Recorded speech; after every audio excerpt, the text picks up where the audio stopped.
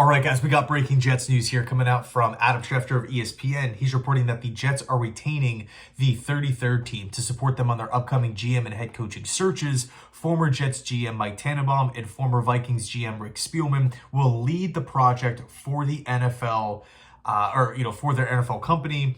And it's going to provide data analysis and experience to assist the Jets in their search for new leadership. Now, I'll say this.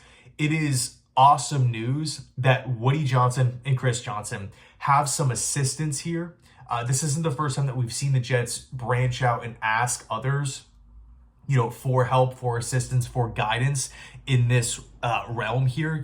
I remember the Jets worked with Charlie Casserly years ago, but this is an interesting, kind of situation because not only does Mike Tannenbaum and Rick Spielman both have general manager experience, so they know what it takes to get the job done. They know the positives, they know the negatives, they know, what comes, with the responsibilities. But with Mike Tannenbaum specifically, he was the GM of the New York Jets. So everyone keeps talking, no one wants to work for the Jets. It's a horrible job, horrible owner, this, that, this, and that. Look, GM spots, GM openings, they don't come open often. They just don't. They get typically longer contracts.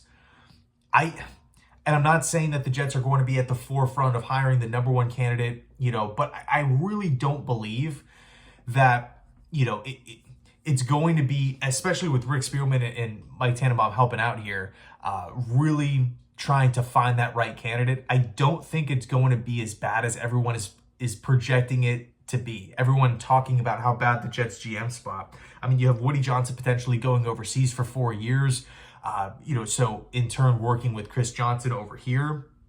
I think to have both veteran, former GMs here helping assist ownership, that is huge. Now, although Mike Tannenbaum picked a ton of really, really, really good players, I mean, man, he was with the Jets forever, and he worked his way up. He started, I believe, as a pro scout in the late 90s, ultimately became the assistant general manager, and then took over as Jets GM, I believe in 2006. Could be wrong on that exact date. But anyway, he selected a ton of fantastic, fantastic players.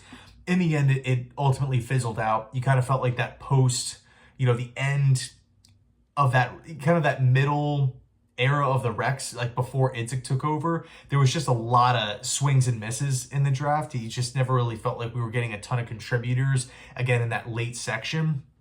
But look, he's shown and built a foundation.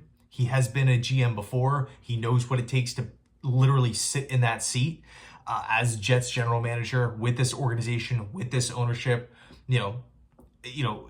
I really don't mind this move whatsoever. Now, you can argue, okay, I mean, do you listen to some of the takes on ESPN and whatnot? Like, sometimes they just kind of feel like they're out of left field, but you can always push back and say, hey, it is what it is. It's TV.